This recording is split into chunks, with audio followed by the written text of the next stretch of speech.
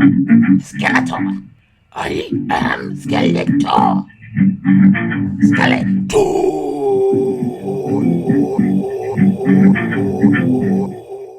In the 1980s series, Skeletor is a former pupil of Hordak, high-ranking commander of the evil Horde.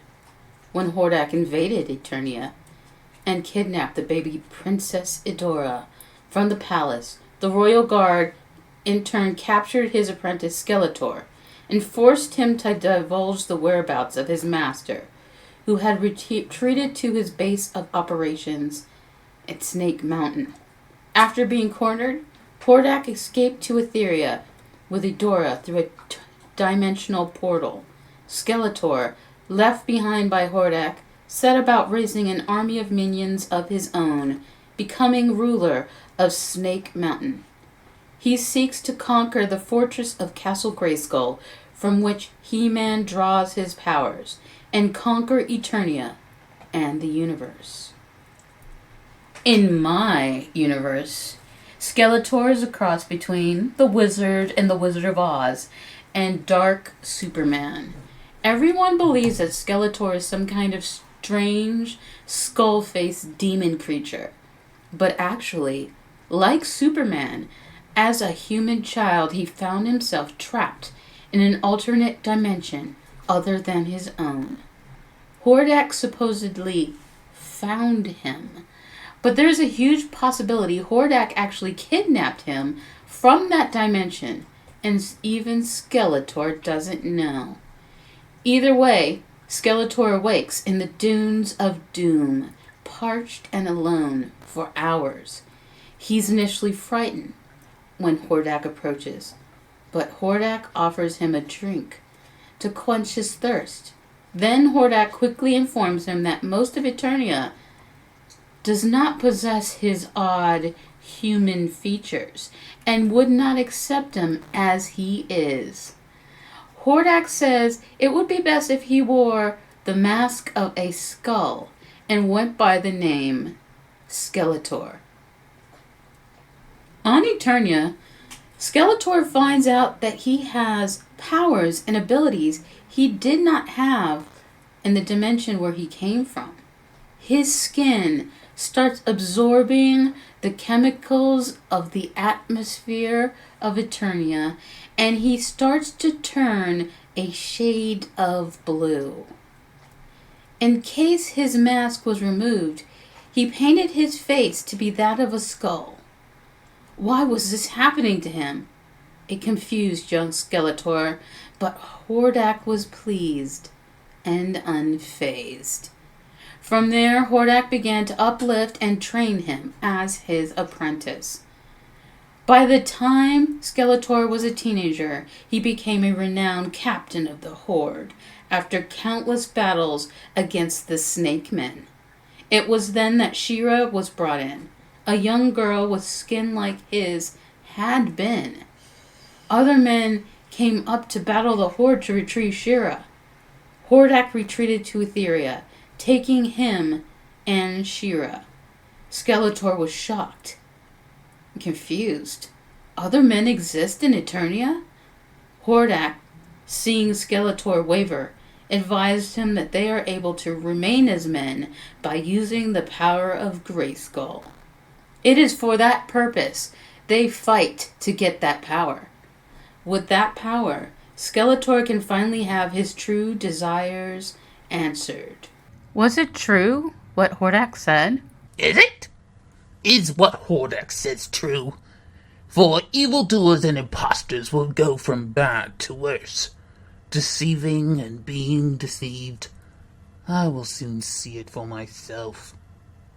And soon he saw it for himself. The closer he drew to Castle Grayskull, the more his human features returned. Being captain of the Horde, no one would trust him to come near. He could never draw near enough without being chased off and called a monster, for he was the boogeyman. Be good, children. Sleep tight in bed, lest Skeletor come and collect your head.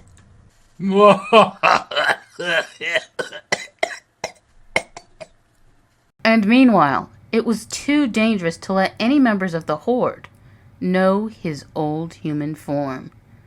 No one was capable of understanding his pain or desire to get the secrets of Grayskull to reverse his mutations. He will meet no one who understands until one day he follows He-Man into the future, where he joins with other mutants who are being hunted by He-Man and some supposed guardians.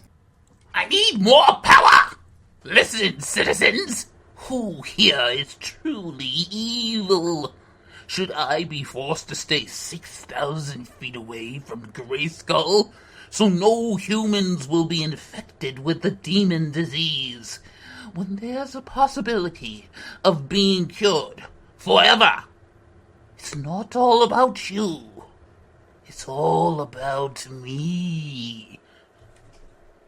To increase and focus his power, he devised a staff made from the skull of a pterodactyl-like bird, who, based on ancient lore of Eternia, the bones were composed of concentrated magic from their wings, gathering magical particles in the air. He placed large rubies in the eyes that could aim the power with laser-like focus at his enemies. He included wolf bat fur and leather to enable him to gather distant sound waves so he could hear the approach of distant enemies when using the staff for that purpose. This is my first Dia De Muertos doll. I'll be honest, I don't like the calaveras being permanent. I would have preferred if it was a color reveal thing, and the doll could sit as a regular doll the other 335 days outside of October. I love the traditional garb and the embroidery and detailing. I wish I could buy all the outfits without the dolls. The material is a fairly decent quality satin with faux metal buttons and Velcro to seal. Underneath, he's wearing a plastic suit to prevent the satin from bleeding onto his skin. Reminds me of the red satin Superman cape. Scary. Watch my Superman review if you're wondering why I say that. I'm glad I'm not keeping the suit on him because I wouldn't keep a 5-point articulated doll body anyway. The shoes are a hard plastic that snaps together. I personally haven't seen Ken boots like that since the 1997 ice skating Ken. The box itself is a masterpiece. It's beautiful. It's art in itself with its embossed floral motif. I'll have to find a way to incorporate it into the room boxes in the future, possibly as a wall mural. Even the inside is unique with a candled mantle with a large frame over it. My sister immediately asked for it. It's impressive enough to make me consider collecting the others for the dresses alone.